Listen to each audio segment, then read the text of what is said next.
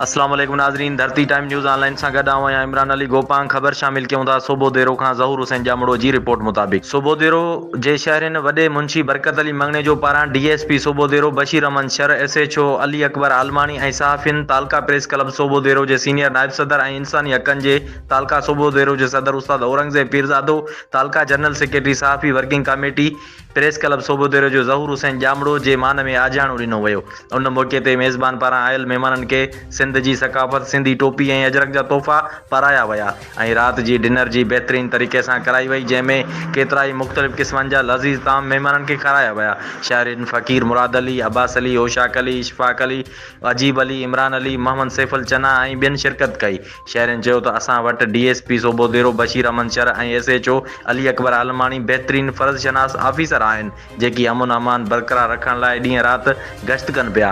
उन्हनि आफ़ीसरनि जी बहितरीन प्लानिंग ऐं जिस्तजू सबबि अमन अमान जी सूरत हाल काफ़ी बहितर आहे ऐं संदन अवाम सां वर्ताव सलूक पिणु सुठो आहे। उन मौक़े ते आयल महिमाननि जो वॾे मुंशी बरकत अली मंगने जो शुक्रिया अदा पिणु कयो वियो।